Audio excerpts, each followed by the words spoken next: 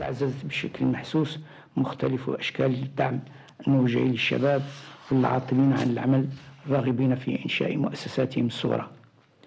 بالموازاة مع ذلك تم تطوير آلية الدولة كما ونوعا من أجل تشجيع توظيف الشباب من حملة الشهادات، فمدة العقود جرى تمديدها وأصبحت قابلة للتجديد، وسيحظى المستفيدون منها بالأولوية في التثبيت.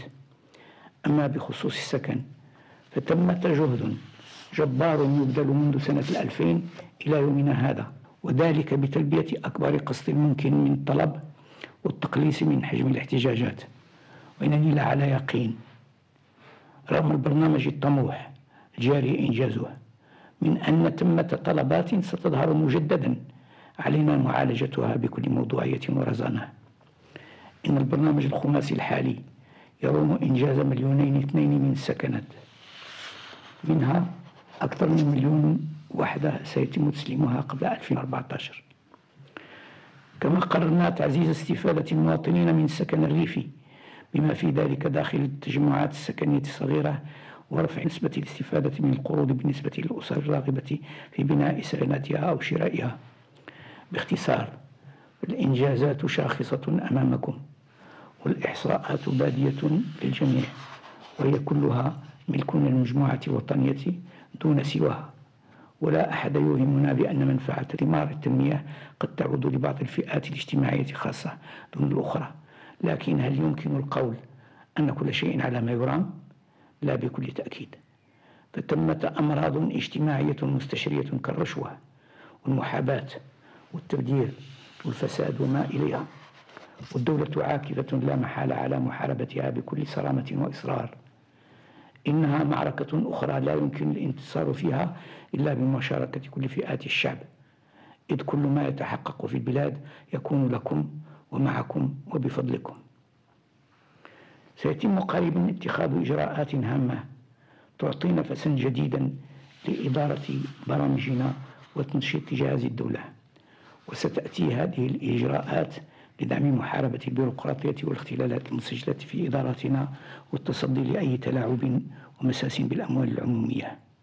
وخلال هذه السنة سيشرع في عملية تشاورية على المستوى المحلي مع المواطنين والمنتخبين والحركة الجمعوية والإدارة لتحديد أهداف التنمية المحلية على نحو أفضل وتكييفها مع التطلعات الساكنة.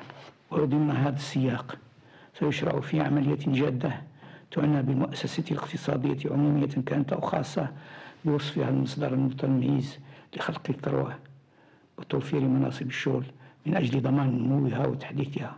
إن ترقية المؤسسة وتأهيلها يستهدفان أساسا تقوية الإنماء الاقتصادي للبلاد ورفع مستوى الإنتاجية وتحسين التنافسية، ومن ثم يتعين على الحكومة رسم برنامج وطني للاستثمار موجه للمؤسسات الاقتصادية في كافة قطاعات النشاط، وذلك في إطار تشاوري مع كل المتعاملين الاقتصاديين والاجتماعيين.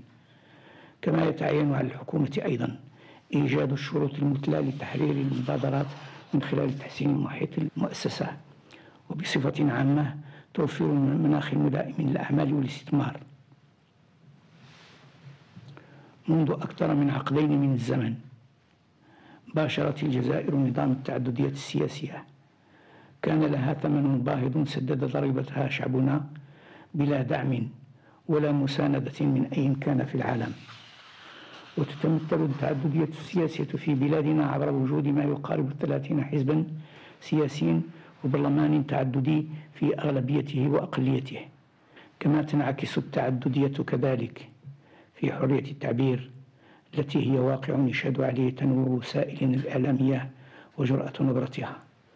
وإنه لجدير بنا أن نعتز بانتمائنا إلى بلد تشكل فيه حرية الصحافة واقعا ملموسا، بلد خال من أي سجين رأي أو معتقل سياسي. إن هذا لمكسب لافت ينبغي دعمه دوما.